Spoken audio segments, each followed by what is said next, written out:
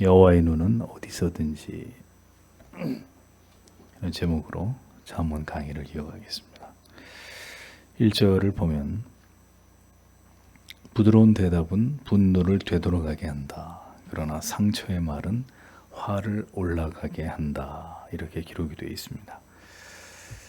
잠언에서 가장 많이 언급되고 있는 주제 가운데 또 하나는 이 바로 말, 언어에 대한 교훈입니다.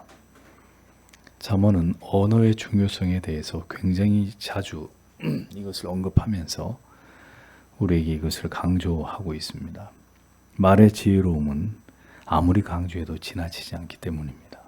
결국 우리의 혀로 인해서 얼마나 많은 죄악이 저질러지게 되는지를 한번 묵상해 보십시오.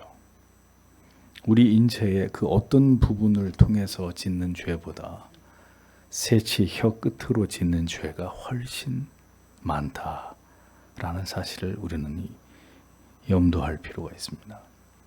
왜 성경이 듣기는 속히 하고 말하기는 더디하라 라고 말씀하셨는지 우리는 이 진리를 분명히 기억할 필요가 있다는 것입니다.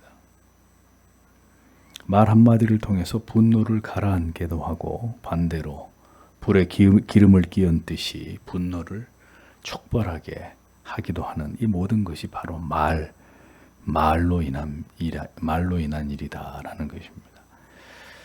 그럼에도 불구하고 우리가 그렇게 이 혀의 중요성, 언어의 중요성을 잘 알면도 불구하고 왜 우리의 입술이 잘 통제가 되지 않을까요?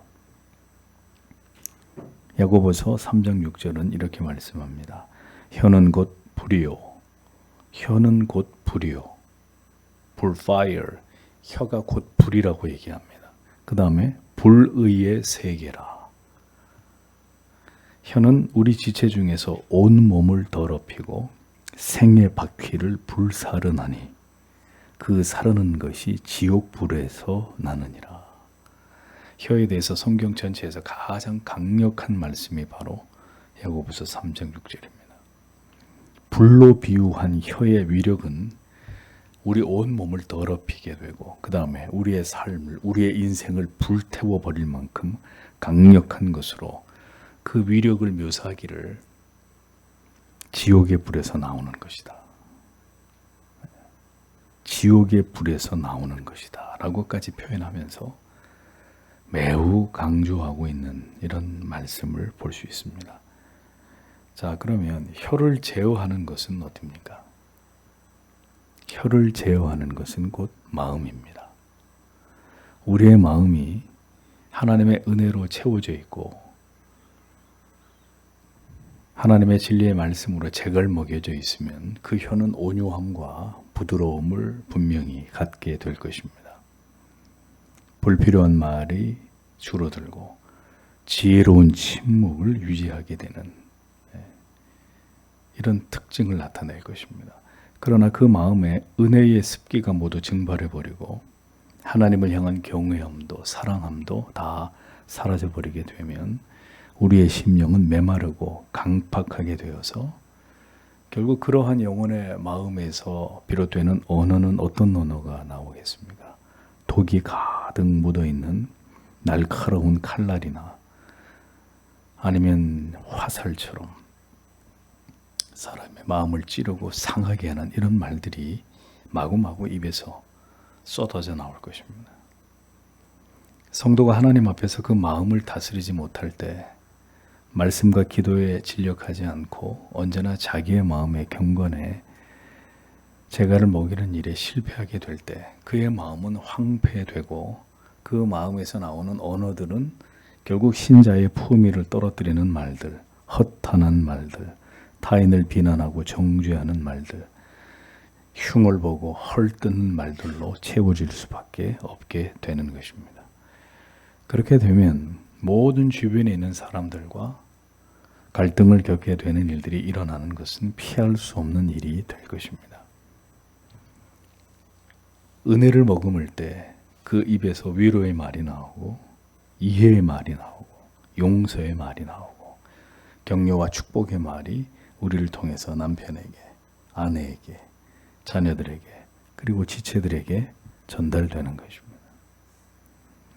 우리가 말씀 안에서 이 같은 하나님의 사랑과 긍휼과 자비하심을 이 말씀 안에서 맛보아야 하나님의 사랑, 하나님의 긍휼, 하나님의 자비, 이것을 이 하나님의 말씀 안에서 우리가 맛을 봐야 그 같은 은혜를 통해서 우리의 언어도 유순하고 부드럽고 온유하고 선한 말들로 바뀌게 되는 것입니다. 왜? 하나님의 말씀을 통해 우리 영혼이 영향을 받으니까. 이 생명의 말씀을 통해 우리 영혼이 깊이 감화되고 감동을 받으니까 말씀을 통해 깊이 은혜를 받는 사람 입에서 쌍욕이 나올까요?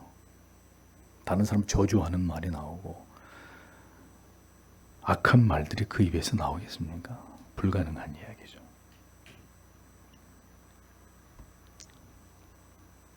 신앙이 절대로 형식적이거나 관념화되어서는 안 되는 것은 삶이 전혀 변하지 않기 때문입니다. 여러분들이 이 교회를 수십 년을 다녀도 여러분들의 신앙이 관념적이거나 형식적이면 단언하건대 여러분들의 삶은 변하지 않습니다.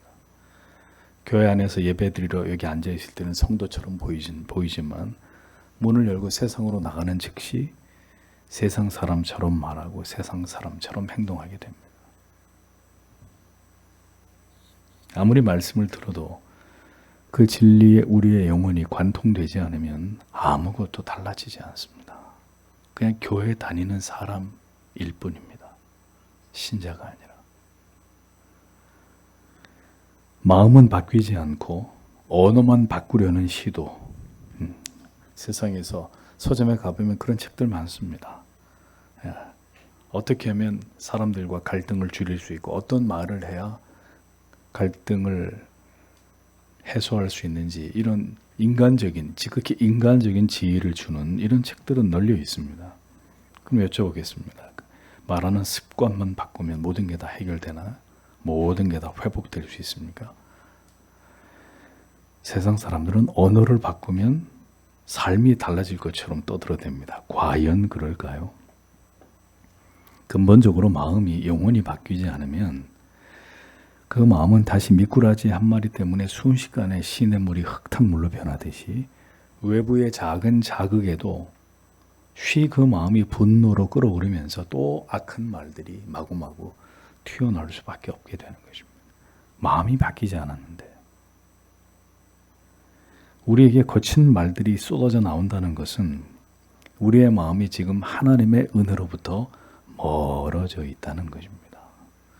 척박하고 황폐되어 있고 곤고하다라는 걸 보여주는 거예요. 우리의 언어를 들어보면. 마음을 다스릴 때 온유한 말이 나오고 나를 낮춘 그 온유한 말이 결국 상대의 분노를 잠재우고 갈등을 사라지게 하고 평화를 가져오게 합니다. 근데 죽어도 나를 낮추지 않습니다.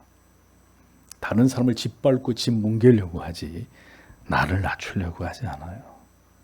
마음에 예수가 없는데 어떻게 낮아집니까? 불가능한 이야기입니다. 마음을 다스리지 못할 때 반드시 후회할 말들이 속사포처럼 우리 입에서 나오게 되고 그 말은 누군가의 마음에 불을 질러 그를 격동하게 만드는 원인이 될 수밖에 없다고 성경이 말씀합니다. 부부간에, 부모와 자녀들 사이에, 지체간에 유순한 말을 하십시오. 과격한 말을 하지 마십시오. 자, 이런 말들이 그러니까 아무 의미가 없는 거예요. 그렇게 하면 안 된다는 걸 모르는 사람이 누가 있어요, 여기에. 우리가 가족들을 향해서, 가까이 있는 사람들을 향해서, 지체들을 향해서 그런 말 하면 안 된다라는 걸 모르는 분이 누가 있냐고. 다 합니다, 머리로는. 이미 우리의 언어가 제어되지 않아서 난폭한 말이 오고 가고 있다는 것은 지금 우리의 영혼이 깊이 병들어 있고 하나님의 은혜와 멀어진 채로 깊이 자기 연민이나 자기 현실 불만이 우리의 마음을 지배하고 있다는 증거가 되는 것입니다. 영혼의 모든 도끼를 빼내야 합니다. 그렇지 않고서는 이 과격한 가시 같은 말들은 사람의 마음을 기어이 불지르는 이 약한 말의 습관은 절대로 사라지지 않습니다. 자기가 살아있는 사람은 자기의 혀를 제어할 수 없습니다. 하나님의 말씀이 깨달음에서 비롯된 주의 은혜가 우리의 마음을 가득 채우게 될 때 영혼의 독소는 밀려나가고 은혜의 말들이 나오기 시작합니다. 깊이 자기의 영혼을 돌아보아 지은 죄를 회개하고 다시 영혼과 마음의 온유함을 회복하지 않는 한 우리의 언어는 절대로 바뀌지 않습니다. 잠시 혀를 딱 깨물고 내가 이제 그런 말 하지 말아야지 하고 몇 시간, 며칠 다짐을 하고 그렇게 자기를 제어할 수 있을지는 모르겠지만 이내 머지않아 또 그것이 드러날 수밖에 없는 게 그 인간의 한계란 말이죠. 모든 과격한 언어는 죄를 범하고 있는 악한 마음, 강팍한 마음에서 비롯되는 것입니다. 그 마음이 십자가의 은혜로 치유되고 은혜로 다시 새로워지지 않는 한 그 모든 말은 계속 관계를 깨트리고 더 관계를 악화시키고 결국 파멸에 이르게 되어 사탄의 계략에 보기 좋게 넘어가게 되는 결과를 맞게 되는 것입니다. 그러므로 주의 은혜를 구하십시오. 내 영혼이 어떻게 하다 이렇게까지 강팍하게 되어버렸는지, 나의 언어들이 왜 온통 가시가 돋쳐 있는지를 깨닫도록 기도하시면서 다시 하나님을 찾고 하나님의 말씀을 통해서 자신을 깊이 돌아보며 회개하며 나를 겸손하게 하시고 그리스도를 닮아가게 하시는 그 은혜를 하나님 앞에 구해야 되는 것입니다. 2절을 보십시오. 지혜로운 자들의 혀는 지식을 선하게 한다. 그러나 어리석은 자들의 입은 어리석음을 흘러나오게 한다. 이렇게 기록되어 있습니다. 유순한 말과 과격한 말의 원인과 그 해결책에 대해서 말씀을 드렸습니다. 우리 마음과 생각이 하나님의 진리의 말씀과 그 깊은 깨달음으로 채워지게 되면 우리의 성격과 우리의 마음이 유순하게 된단 말이죠. 부드러워지게 될 것입니다. 자, 그렇게 되면 이제 우리의 마음과 지성은 하나님의 지혜로 채워지게 되고 명철을 발휘하기 시작합니다. 진리를 통한 교훈과 깨달음에서 오는 지혜로운 통찰을 가지고 우리가 누구에게 어떤 말을 하든 그 말을 통해서 올바른 진리의 원리를 전하게 될 것입니다. 우리의 언어가 사람의 마음을 위로하고 힘을 얻게 하고 평안을 갖게 해주는 선한 도구로 쓰여지기 시작한다는 거죠. 이치에 합당하고 성경적인 바른 원리에 입각한 지혜로운 말을 통해서 우리 주변에 있는 사람들이 필요한 도움을, 지식을 얻게 되는 것입니다. 교회는 이렇게 성숙한 그리스도인들이 필요합니다. 지혜의 말로 성도를 권면하고 갈등을 봉합하고 문제를 해결하고 분열을 종식시킬 수 있는 지혜의 입술을 가진 자들이 교회 안에는 많이 필요합니다. 성숙한 신앙의 인격 속에서 지혜로운 말을 통해 지식을 통해 선을 행함으로 하나님께 영광을 돌리려고 하는 이런 성도님들이 되셔야 합니다. 누군가는 바른 말을 하는 것 같은데 그 사람이 입을 열기만 하면 사방에서 피를 철철 흘리는 사람들이 나온다. 그럼 말은 옳을지 모르겠지만 그 사람은 지혜로운 사람이 아닌 거예요. 지혜가 있어야 그 바른 말을 통해 사람을 살리죠. 사람을 세우죠.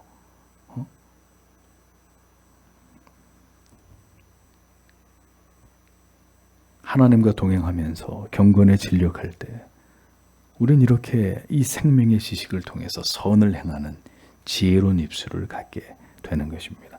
여기서 선을 베풀다라는 말은 어떤 것의 상태나 기능을 그 존재의 목적과 뜻에 합당하게 만들다 이런 의미거든요. 그냥 선을 베푸는 게 아니라 내가 이렇게 선을 베풀면 그게 원래의 기능대로 원래의 목적대로 돌아가게 되는 거예요. 회복시키는 거죠. 이게 여기서 말하는 선을 베풀다라는 의미예요. 즉 성도를 성도 되게 하는 하나님이 보시기에 아름답고 합당하게 한 영혼을 세워가는 거예요. 뭘로? 지혜로운 말로. 선을 베풀어서. 하나님의 지식을 통해 하나님을 아는 지식을 통해서 사람들을 이렇게 바로 세워가는 이런 일들을 하게 된다는 겁니다. 여기서 말하는 지식은 세상적인 지식이 아니에요. 영적인 지식, 진리의 참된 원리를 의미합니다. 하나님을 아는 지혜와 출중한 지식을 가진 자라야 진리의 말씀에 따른 올바른 말로 어려움과 갈등 속에 있는 자들에게 선을 베풀 수 있습니다. 그들을 바로 세워갈 수 있습니다. 그 사람을 고쳐서 하나님이 보시기에 합당한 사람으로 만들어갈 수 있다는 것입니다. 누군가를 무지의 어둠에서 건져내고 빛으로 이끌 수 있다는 뜻입니다. 이 일이 얼마나 아름다운 일입니까? 누구에게 밥을 사주고 뭘 사주고 이건 제일 쉬운 일이에요. 가진 돈 가지고 다른 사람들한테 나눠주고 뭐 사주고 선물해주고 제일 쉬운 일입니다. 정말 어려운 일, 정말 귀한 일은 망가진 사람, 깨져버린 사람, 누구도 사랑할 만한 아름다움을 갖지 않은 그 사람, 그를 진리의 말씀을 통해서 바로 세우는 일, 그게 정말 귀한 일 아니겠습니까? 그걸 뭘로 한다고요? 돈으로? 천만에. 말로, 선한 말로, 이 지식의 말을 통해서. 성도는 하나님께 구할 여러 가지 기도의 제목이 있을 수 있지만 무엇보다 성도 여러분, 하나님께 지혜를 구하셔서 그 지혜로 많은 영혼들을 돕고 그들을 바른 길로 인도하기를, 진리 앞으로 이끌어내기를 소망하셔야 합니다. 다니엘서에 뭐라고 했습니까? 많은 사람을 옳은 대로 돌아오게 한 자는 뭐와 같이? 별과 같이 영원토록 비추리라. 하나님을 아는 지식으로, 지혜로 사람들을 하나님께서 기뻐하시는 모습으로 세워나가는 선을 행하는 자들이 되십시오. 의사는 죽어가는 사람 살려낼 수 있습니다. 병든 사람 고칩니다. 거기까지입니다. 그러나 크리스찬은 사람의 영혼을 고치는 사람들입니다. 뭘로? 하나님의 말씀으로, 이 생명의 말씀으로 한 사람의 영혼을 지옥의 무저갱에서 건져내는 사람들입니다. 그러니 우리의 언어의 힘이, 성령께 붙들린 우리의 입술의 능력이 얼마나 크고 위대한 것인지를 잊지 않으셔야 됩니다. 하나님 그렇게 써주십시오. 저의 입술을 하나님 그렇게 사용해 주십시오 라고 기도하셔야 되는 것입니다. 반대로 미련한 자는 어떤 어리석음을 행하게 된다고 말씀합니까? 어리석은 자들은 그 입에서 언제나 뭐가 흘러나와요? 어리석음이 흘러나온대요. 어리석은 자는 어리석음이 흘러나올 뿐이다. 여기서 미련하다라는 의미는, 어리석다는 것은 도무지 하나님의 뜻과 말씀과 동떨어진 사람의 생각, 고집, 주장을 가리키는 것입니다. 앞에서 말하는 지혜로운 말은 하나님의 말씀, 하나님의 지식에서 비롯된 말이에요. 여기 미련하다, 이 어리석다라는 것은 자기 말, 하나님의 뜻과 하나님의 말씀과 동떨어진 자기 생각, 자기 주장, 자기 고집을 말하는 거예요. 그러니까 미련한 사람은 늘 거기서 뭔가 생명이 나오는 게 아니라, 사람을 살리는, 사람을 세우는 말들이, 선한 말들이 나오는 게 아니라 지극히 인간적이고 세속적인 가치관에 찌든 어리석은 인간의 말이 나온단 말입니다. 하나님과 하나님의 뜻을 아는 지식이 없으니, 진리에 대해서 무지하니 온갖 사람의 어리석은 생각으로 말을 하고 주장을 하고 고집을 할 것입니다. 그렇게 무지하고 어리석은 말들을 토해내게 되면, 자, 그 말을 통해서 누군가는 또 그릇된 영향을 받겠죠. 어리석음에 빠지게 되고 악을 행하게 될 거 아닙니까? 그 사람이 하는 말을 듣고, 어리석은 사람이 계속 어리석은 것을 토해내는 얘기를 듣고 누군가는 또 그 영향을 받는 거예요. 미련한 자의 입, 하나님과 진리를 알지 못하는 자가 만약에 누군가에게 충고를 한다, 누군가에게 교훈을 한다, 재앙 같은 일입니다. 자기나 잘할 일이지. 필경 그 영혼을 그릇된 길로 이끌지 않겠습니까? 미련한 자가 미련한 것을 얘기하면 또 미련한 사람을 만들어낼 뿐 아니겠습니까? 답이 없는 거죠. 하나님과 하나님의 말씀을 가까이 하십시오. 지혜로운 자가 되어서 사람들을 세워가십시오. 미련한 자를 멀리하십시오. 그는 미련한 것을 언제나 쏟아내서 자기를 힘들게 하고 타인을 그릇된 길로, 악한 길로 인도하는 그런 자가 될 것입니다. 3절을 보겠습니다. 여호와의 눈들은 모든 곳에서 악한 자들과 선한 자들을 감찰한다. 이렇게 직역이 됩니다. 언어에 대한 교훈이 이어지는 중에 갑자기 여호와의 눈에 대한 교훈이 삽입되어 있습니다. 이는 하나님께서 모든 대화를 보고 계시고 듣고 계시고 그 대화하는 자들의 마음까지 꿰뚫어 보고 계신다. 그분이 하나님이시다라는 것을 상기시키는 것입니다. 악한 말을 할 때 그 악한 말의 출처가 되는 그 마음, 악한 마음 속까지 하나님의 여호와의 눈이 그것을 꿰뚫어 보고 있다라는 거예요. 다 알고 계신다는 거예요. 응? 저 사람이 왜 저런 악한 말을 하는지 하나님은 다 알고 계신다는 거예요. 선한 말을 하는 그 선한 자의 그 선한 마음과 의도를, 또 악한 말을 내뱉는 그 악인의 악한 의도를 하나님은 정확하게 파악하고 계시는 분이시다라는 것입니다. 우리가 아주 교활하게 이렇게 할 수 있어요. 마음으로는 전혀 선하지 않은데 선한 척 말할 수 있어요, 없어요? 있단 말입니다. 전혀 선하지 않아요. 그런데 선한 척, 온유한 척 이렇게 자기를 속이고 기만하고 아닌 그렇게 교원영색이라고 하잖아요. 그런 말을 아주 표리부동하게 교묘하게. 그래 하나님은 아신다고요. 선한 척하지만 속으로는 악을 품고 있는, 전혀 그렇지 않다는 것을 하나님은 모두 알고 계시고 보고 계신다는 겁니다. 우리의 마음과 행위는 모두 하나님 앞에 매일매일 들통나고 있습니다. 참된 신자는 그래서 하나님을 두려워해야 합니다. 나의 모든 말과 나의 마음까지, 나의 감정의 미묘한 변화까지 모두 알고 계시고 감찰하시는 하나님에 대해서 언제나 하나님의 눈과 귀를 의식해야 합니다. 그러나 경건하지 않은 신자는 전혀 하나님을 의식하지 않습니다. 내가 하고 싶은 말 다 하고 내가 하고 싶은 행동 다 하고 감찰하시는 하나님을 생각하지 않고 자기 생각, 자기 감정에만 충실하게 살아갑니다.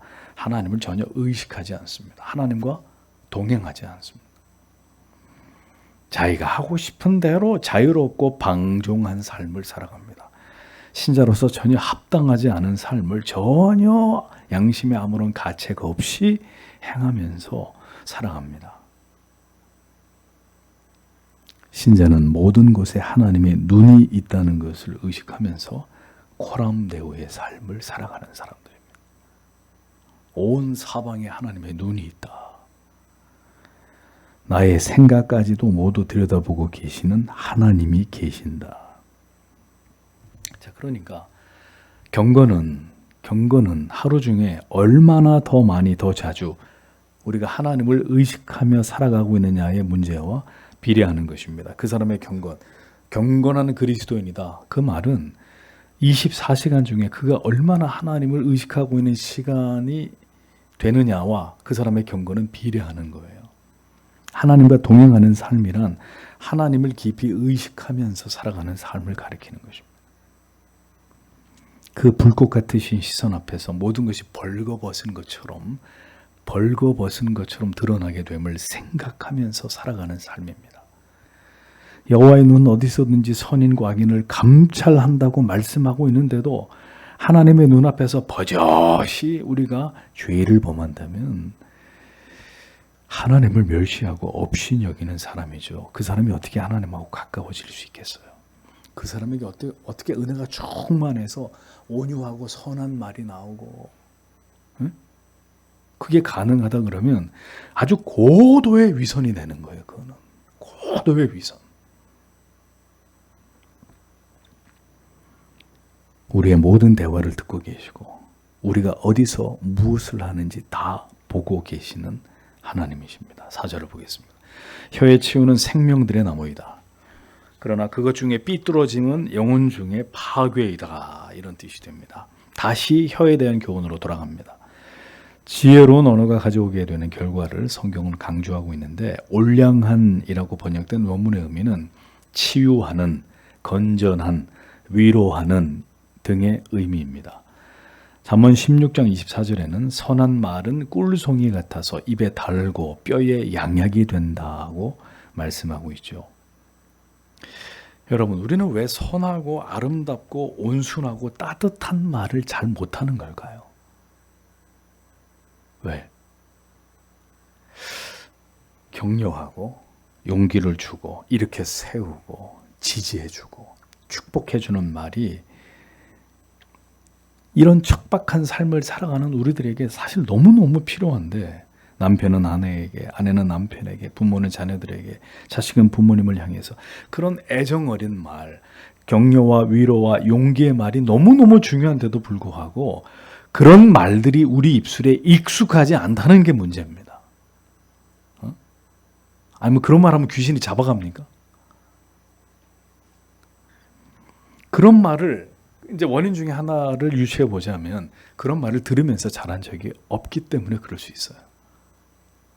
그런 따뜻한 말을 부모님을 통해 주변에 있는 사람들에게서 자주자주 듣지 못하고 자랐다면 그럴 수 있습니다. 그런데 그런 이유보다 더 근본적인 이유는 성경의 진리 속에서 무한히 오늘도 우리에게 긍휼과 자비를 베풀어주고 계시는 그 하나님을 깊이 체험적으로 배워보지 못한 것으로 인함일 수 있는 것입니다.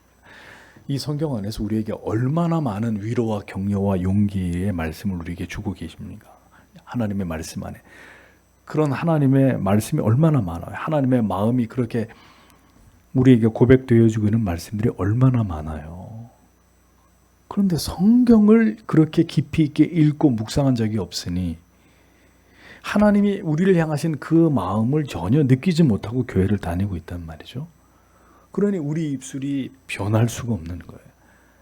우리의 언어가 달라지지 못하는 것이죠. 성도는 성경 속에서 하나님의 사랑과 긍휼과 자비하심을 경험해야 합니다. 가슴이 시리도록 이것이 하나님의 사랑이로구나. 이것이 나를 향한 하나님의 인내하심이로구나. 이것이 하나님의 나를 향하신 긍휼히 여기심이로구나. 이것이 하나님이 나를 향하신 나에게 용기를 불어넣어 주시는 하나님의 말씀이로구나. 이런 하나님의 사랑에 감동하고 감화한 그 흔적이 우리의 언어 속에 담기게 되는 것입니다. 그럴 때 우리의 언어가 변화되는 거예요. 고맙습니다. 미안합니다. 진심으로 사과드립니다. 오늘 정말 당신 수고 많으셨어요. 당신이 너무 자랑스러워요. 오늘 너무너무 당신 고생 많았습니다. 당신은 언제나 내 곁에 있어서 내게 가장 큰 힘이 됩니다. 아버지, 어머니 정말 진심으로 사랑하고 존경합니다. 너희들이 참 자랑스럽구나. 너희들이 나의 기쁨이다. 실패를 두려워하지 말고 계속 앞을 향해 나아가거라. 이런 말들이, 그리스도 안에서 이런 말들이 성도의 가정 안에서 더 풍성해져야 되고 지체들 안에서 더 풍성해져야 되는데 하나님의 마음을 전하는 우리의 말은 영혼을 살리는 풍성한 생명나무 같다고 말씀했단 말이에요. 그러니까 어떻게 해야 됩니까? 주 안에서 서로를 살리는 말을 해야 되는 거죠. 살리는 말. 죽이는 말이 아니라 죽이는 말, 상처 주는 말, 모든 의욕을 잃어버리게 만드는 그 죽음의 언어를 버리고 살아나게 하는 생명의 언어, 그 영혼을 하나님 앞에 더 힘있게 세우게 하는 소망의 언어를 불어넣어서 하나님의 뜻이 그를 통해 나타나도록 여러분 우리의 입술을 그렇게 변화시켜 주시기를 기도하십시오. 얼마나 많은 그리스도인들이 이런 말을 통해서 은혜를 받기는커녕 가슴에 쐐기들을 박는 말들을 하면서 삽니다. 10년이 지나도 20년이 지나도 지워지지 않는 이런 아주 대목 같은 괴로움과 고통과 상처 주는 말들을 주고받으면서 살아갑니다. 예수를 믿는 사람들이.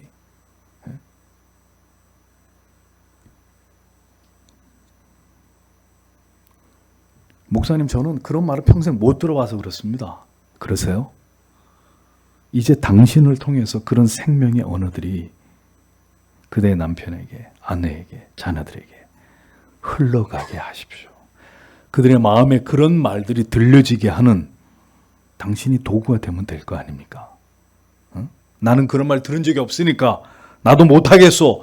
그 사람이 어떻게 그럼 그리스도의 사람입니까?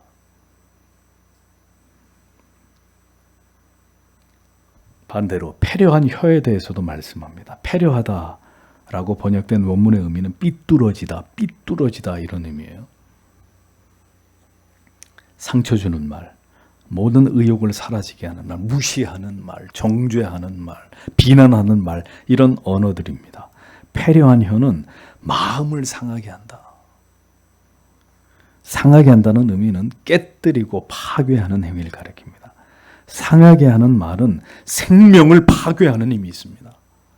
올량한 말은 생명을 살리는, 생명으로 더 풍성하게 그 영혼을 살게 하는 힘이 있다면, 패려한 혀는 생명을 파괴하는, 죽이는 말이란 말, 죽이는 말.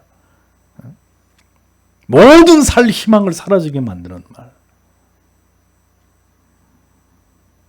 계속 상하게 하는 말을 듣고 자란 아이가 어떤 인물이 될까요? 너는 그거밖에 할 줄 모르니? 참 한심하구나. 맨날 이렇게 윽박지르는 말을 들으며 자란 아이의 마음속에 뭐가 자리 잡을까요? 부부가 언제나 격려하고 위로하고 용기를 주는 말이 아니라 서로 비난하고 약점을 공격하고 언제나 다툼의 말만 오고 간다면, 더 나아가 서로를 경멸해가지고 이제는 입도 섞지 않아 아무 말도 하지 않고 살아간다면 그 영혼이 어떤 지경에 이르게 될지 생각해 보십시오. 지옥일 거예요. 지옥.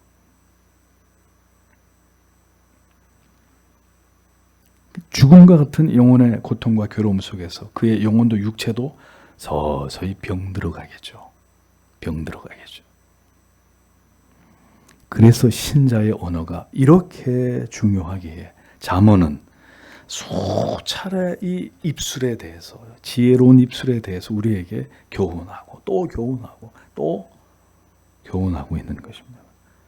인간이 가진 모든 상처와 아픔과 죄가 여러분 우리의 언어에서 비롯돼요. 그 언어를 지배하는 거예요. 우리의 죄가, 내 안에 있는 상처가 내 말을 다 지배해 버리는 거예요. 그러니까 독화살을 날리는 거죠, 막 사람들에게. 내 상처가 다른 사람에게. 성도 여러분, 주의 보혈로 우리의 모든 상처 입은 마음이 씻겨지기를 기도하십시오. 그게 되지 않으면 계속 나로 인해서 내 자신이 힘들고 누군가가 계속 나로 인해 피를 흘리게 될 것입니다. 죽이는 말이 아니라 살리는 말, 축복하고 격려하고 위로하고 용기를 주는 말을 통해서 하나님의 마음을 전달하는 입술이 되기를 간구하십시오. 물론 언제나 덮어놓고 격려와 용기와 사랑의 언어만을 하라는 말이 아닙니다. 그건 하나님의 뜻이 아니에요. 때로는 책망과 훈계도 분명 필요할 것입니다. 때로는 직언을 해야 되고 아프게 하는 말로 꾸짖는 일도 있어야 될 것입니다. 그런데 그것으로 그쳐서는 안 된다는 거예요. 거기서 끝나버리면 안 된다는 거예요. 그런 말도 분명 필요합니다. 그것을 능가하는 변함없는 사랑과 신뢰와 존경을, 믿음을 우리의 입술로 표현해야 된다는 거죠. 그런 말도 필요하지만, 영혼을 살리고 바른 길로 인도하기 위해서 그런 말도 필요하지만 그 끝에는 항상 다시 사랑하는 마음, 존경하는 마음, 신뢰하는 마음, 그 마음들이 우리의 입술로 표현되어야 된다는 것입니다. 그래서 계속 앞으로 나아가게 해야 합니다. 멈추어 좌절하고 절망하고 포기하고 낙심하게 만드는 게 아니라 계속 하나님을 의지해서 앞으로 나아갈 수 있도록 성도는 올량한 말, 치유하고 위로하는 말을 잊지 말아야 합니다. 하나님이 어떤 하나님이시죠? 때리시고 그 다음에 싸매시는 하나님이십니다. 때리기만 하는 하나님이 아니십니다. 우리도 그렇게 세워가고 격려와 애정의 말로 모두 하나님께로 더 가까이 나아가게 하는 이런 생명의 언어들로 우리의 가정과 주님의 교회가 더 풍성해지기를 소망합니다. 주님께서 우리 모두에게 은혜를 베풀어 주셔서 먼저 우리의 마음이 심령이 변화되고 그리고 우리의 언어까지 변화되는 이런 하나님의 은혜가 우리 모두에게 있게 해주시기를 다 함께 기도하고 돌아가도록 하겠습니다.